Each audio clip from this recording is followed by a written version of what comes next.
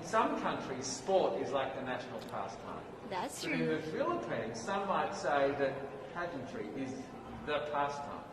That's true. You know what? In the Philippines, we have pageants all over the places. Yes, we have pageants in the barangay, in school, national, local. That's why we really love Miss Universe. It's like it's giving pride and putting the Philippines back on the pedestal. That's why there's an added pressure as a candidate coming from a pageant-loving country. But it's a good pressure. I always look up to our former Miss Universe Philippines. They really did well in the competition. And now this is my time to show who I am, to offer what Rabiya can show to the rest of the universe. So I'm very happy, and at the same time, I'm excited to make all my kababayans proud, and hopefully I do. Why do you think it is that the Philippines love pageants? They have appreciation for beauty. We do love pageant because we used to think that we wanted to be included in the world, I have to be honest, in the Philippines, my skin color used to be not the standard of beauty. I was obsessed whitening my skin because these are the kinds of beauty queen we see on the mainstream. But things were different now. That's why I'm very proud to be a morena. In the Philippines, we call it morena. It's brown skin girl. And to be able to represent, my color, my identity as a true Filipina. Tell me about your journey to being crowned Miss Philippines. In a world that, in a country I should say, that loves pageants. That must have been a very intense process. Tell me about, your journey to being Miss Philippines. Well, my journey was crazy. You know what? I started to be a dark horse. Nobody noticed me. Nobody knows I was in the competition up until the preliminary and the coronation night. And when I won, I received different comments. Of course, there were people who didn't expect me to do well, who think that I cheated. That's why I need to redeem myself in Miss Universe. I really need to do well in this competition. And the thing is, I love pressure. I love criticism. I get better every day with that. You tell me I cannot do that, I turn to you and I'm going to say that, no, I can do it for myself. Good for you. So how does it feel then to be on the global stage? How do you feel to be here in this moment, right now?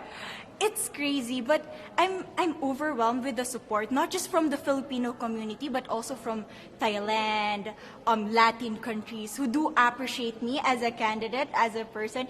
It motivates me that I am beautiful, I can offer so much in this world, and when somebody believes in you, it gives you that extra energy to really do well and perform well. Do you have a sense with the girls, all of the girls competing, you're competing, but is there a sense of camaraderie with all of the girls? Is there a real spirit to, sort of motivate each other to do better? You know what? I have a different idea about Miss Universe. I thought it's going to be very competitive, in a healthy way, well, of course. But now I can see every girl helping each other, from fixing those hairs, from trying to zip up those outfits. It speaks of the closeness and the kind of camaraderie that we want to have. The goal of Miss Universe is not just to crown one girl, but also to build a genuine and long-lasting friendships among us. Would you say within the Miss Universe world, the contestants, is there a sisterhood? Are you sisters?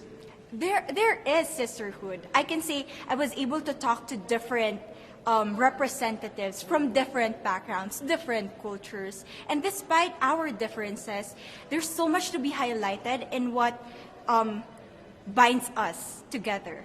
And that is because we want to empower women. We want to have our advocacies. We want to speak for the things that we love. And that's a celebration of women and the beauty that we have. So coming out of this week, obviously you would love to be crowned Miss Universe. Of course. And that would be wonderful, of course, for any of you. But what else will you take out of this week? What do you think you'll feel at the end of this week, regardless of the result? How will you be a different person? It's the growth and the development that I was able to have during preparing for this dream. I will be honest, there was a moment that I lost my identity.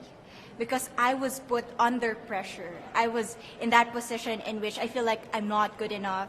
I'm not a good representative of my country, but I was able to bounce back stronger.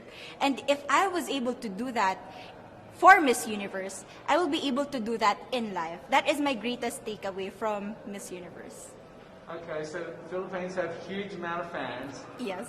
I want you to give us a little bit of a message to the fans here and at home. But send a message. What would you say to all the fans in the Philippines? To all my fans from the Philippines and from all over the world, maraming salamat po. Thank you so much for loving me and for believing in me.